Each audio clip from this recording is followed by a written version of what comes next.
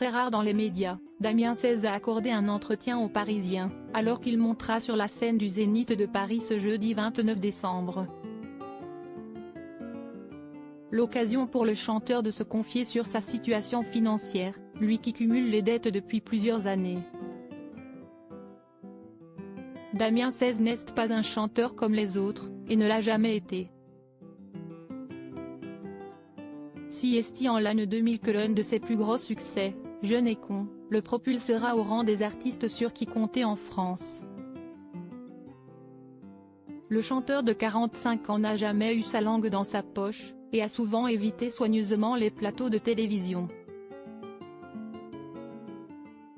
Sa musique, il ne sait la vendre que sur scène.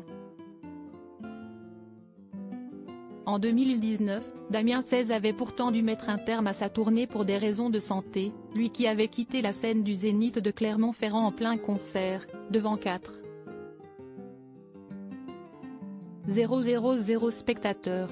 Admis à l'hôpital pour des violents maux de tête, Damien XVI avait finalement posté un message sur son site internet, à l'approche de son concert à Bercy.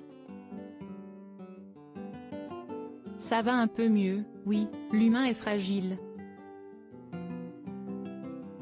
Au jour le jour, pas à pas. Je monterai sur scène à Paris. Je ne peux pas vous garantir les 4 heures des grands soirs, je ne peux rien garantir d'ailleurs, avait-il écrit.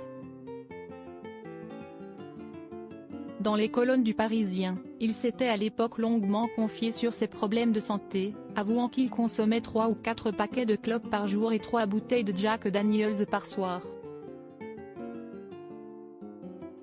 À la fin de la tournée c'était très violent, j'avais comme des coups de couteau, des décharges dans la tête.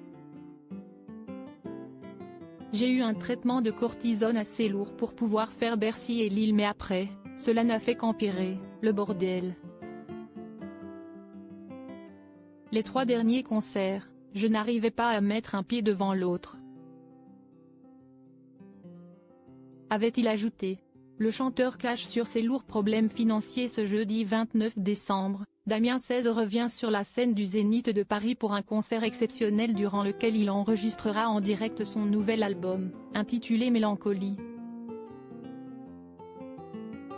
L'occasion pour lui d'accorder un rare entretien aux Parisiens, dans lequel il s'est notamment épanché sur l'état de l'industrie musicale et sur ses problèmes d'argent. La musique, aujourd'hui avec le streaming payant, est viable sur 6 ans. Les ventes de disques ont chuté, si j'en vends 15 000, c'est bien. Je suis endetté. Je ne fais que rembourser des dettes depuis 15 ans. Je n'ai pas les moyens de vivre à Paris, mais je n'ai pas baissé pour autant le salaire de l'ingénieur du son et des musiciens avec qui j'ai la chance de travailler. Ce n'est pas une complainte, c'est un fait. A-t-il expliqué. Malgré tout, le chanteur fait preuve d'une grande générosité, puisqu'il laisse le choix aux acheteurs de son disque de reverser l'argent en faveur de l'Ukraine.